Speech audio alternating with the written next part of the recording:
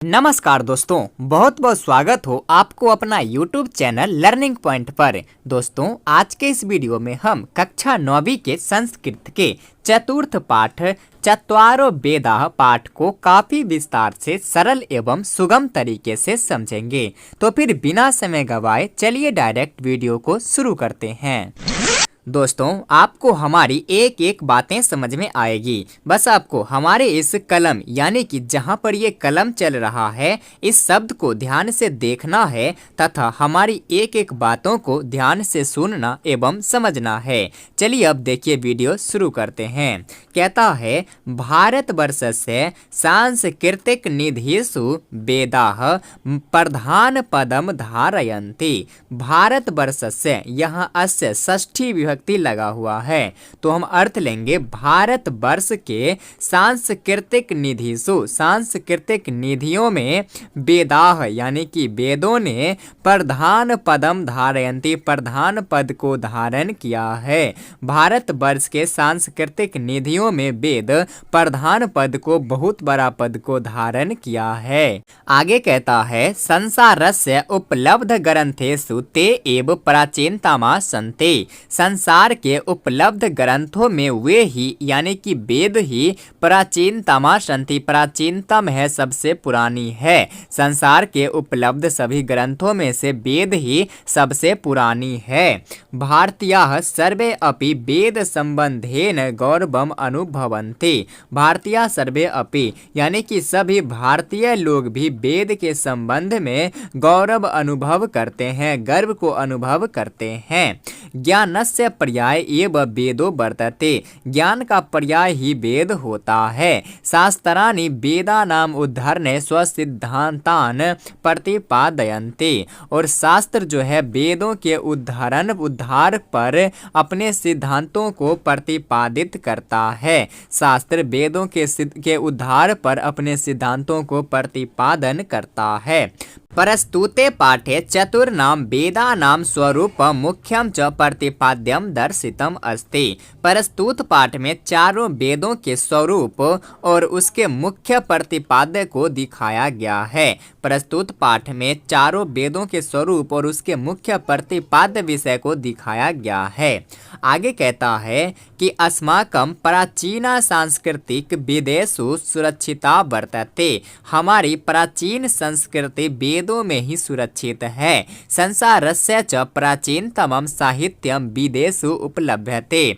और संसार के प्राचीनतम साहित्यम, सबसे प्राचीन साहित्य वेदों में ही प्राप्त होते हैं। सप्त सिंधु प्रदेश से निवसन्तः ऋषयः तत्कालिकं सर्वं ज्ञानम वेद रूपम अधारयन्। सप्त सिंधु प्रदेश में निवास करने वाले ऋषि लोग जो है तत्काल में यानी कि वर्तमान समय में सभी ज्ञान को वेद रूप में ही धारण किया है।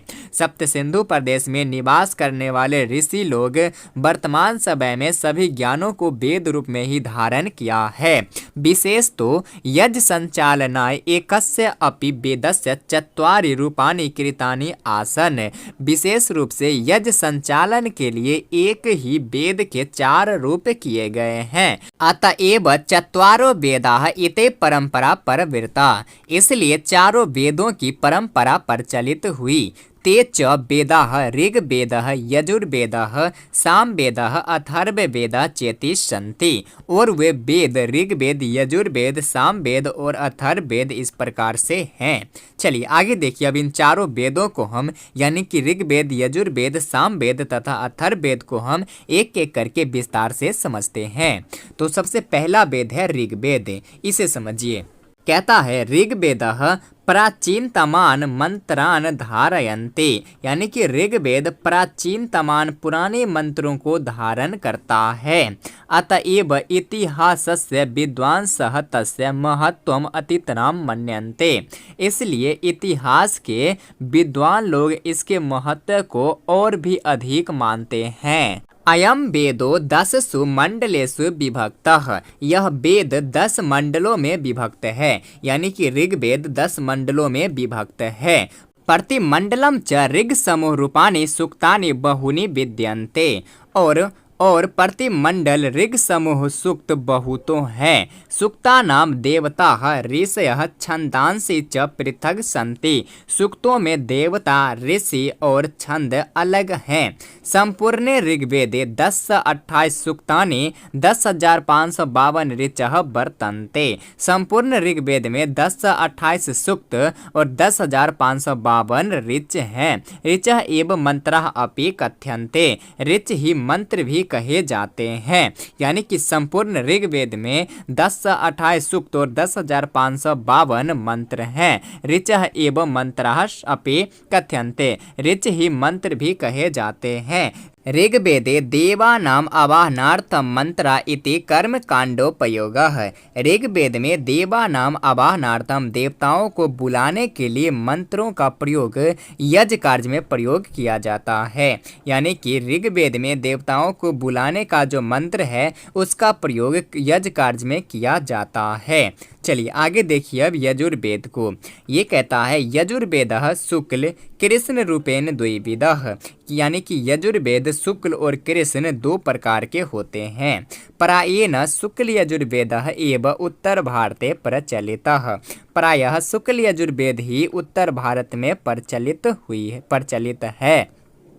तस्मिन् 44 अध्याय सन्ति। उसमें 40 अध्याय है। किसमें? तो शुक्ल यजुर्वेद में 40 अध्याय है। अध्यायेषु अनेके गद्य पद्यात्मका मंत्रा सन्ति। अध्यायों में अनेक गद्य और पद्यात्मक मंत्र हैं। तेषु मुख्यतः विविध कर्म संपादनाय विधयो दर्शितः। उनमें मुख्य रूप से विविध कर्मों के संपादन के लिए विधि को दिखाया गया है।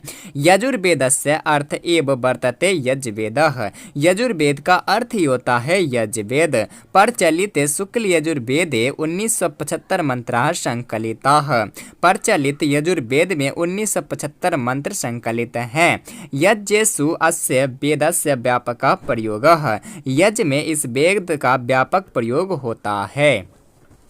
चलिए आगे देखिए अब सामवेद को। ये कहता है कि सामवेदः प्रायेण ऋग्वेदस्य गयात्मकः मंत्रः संकलितः। यानी कि सामवेद प्राय जो है ऋग्वेद के गयात्मक मंत्र को संकलित करता है। यानी कि सामवेद में जो है ऋग्वेद का गयात्मक मंत्र, गाने योग्य मंत्र जो होता है उसको संकलित करता है। तत्र यज्ञ समाहूतानाम देवानाम प्रसादनम लक्ष्यम अस्ति। वहाँ जो है यज्ञ में समाहूतानाम देवानाम, यज्ञ में आए हुए समाये हुए देवताओं को प्रसन्न करना ही लक्ष्य होता है। प्रसादनम च गानेन भवति। और वह प्रसन्न करने का काम जो है गानेन यानी कि गीतों से किया जाता है।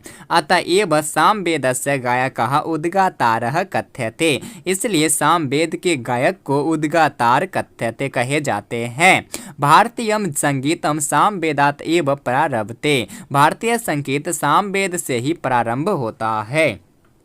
सामवेदे 1875 मंत्रा सन्ति। सामवेद में 1875 मंत्र हैं। सामवेदश्च पूर्वार्चिक उत्तरार्चिक भागयो विभक्तः। सामवेद पूर्वार्चिक और उत्तरार्चिक दो भाग में विभक्त हैं। चलिए आगे देखिए।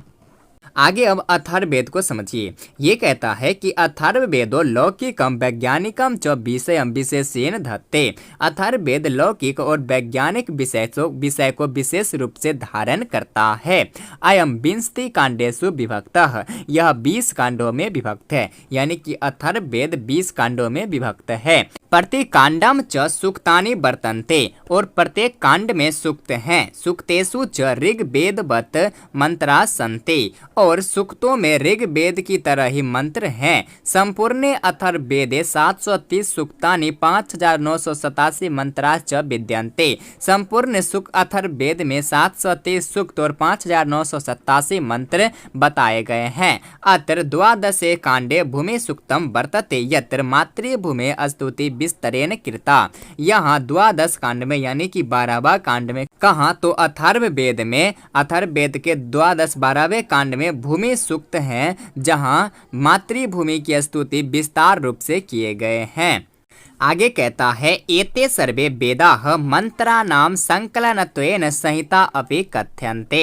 ये सभी वेद मंत्रों के संकलन होने के कारण इसे संहिता भी कहते हैं, ये संहिता भी कहे जाते हैं। तदंतरम तद व्याख्या रूपाणि ब्राह्मणानि बहुनि वर्तन्ते कर्मकांड पराणि। इसके बाद उसके व्याख्या के रूप में ब्राह्मणों में बहुत है यज्ञ कार्य संबंधी दार्शनिक चिंतन प्राणी आरण्यकानि शुद्ध दर्शन परा उपनिषद च विकसिता। इसके बाद उसके व्याख्या के रूप में ब्राह्मणों में कर्म यज्ञ कार्य संबंधी दार्शनिक चिंतन संबंधी आरण्यक ग्रंथ शुद्ध दर्शन परा और उपनिषद बहुत से विकसित हुए। सर्वे अपि एते वेद संहिता नाम कृते पृथक पृथक सन्ति। ये सभी वेद संहिता के लिए अलग अलग हैं। अपि च और भी वेदांग रूपेण शिक्षा कल्प व्याकरणम निरुक्तम छंदम ज्योतिषम चेति वेदांग रूपाणि विपुलम साहित्यम प्रस्तुवन्ति। अपि च और क्या वेदांग रूप में शिक्षा कल्प व्याकरण निरुक्त छंद और ज्योतिष इस प्रकार से वेदांग रूप जो है विपुल साहित्य को प्रस्तुत करते हैं। सर्वम इदम मिलित्वा विशालम वैदिकम साहित्यम इति वर्तन्ते। ये सभी मिलकर विशाल वैदिक साहित्य भी है। तो दोस्तों ये था हमारा आज का वीडियो कक्षा 9वीं के संस्कृत के चतुर्थ पाठ चत्वारो वेदाः। बाकी ये पाठ आपको कैसी लगी अपनी राय जरूर कमेंट करें और यदि वीडियो अच्छी लगी हो तो प्लीज़ चैनल को सब्सक्राइब जरूर करें ताकि ऐसे ही और वीडियो सबसे पहले आप तक पहुँचे। तब तक के लिए धन्यवाद।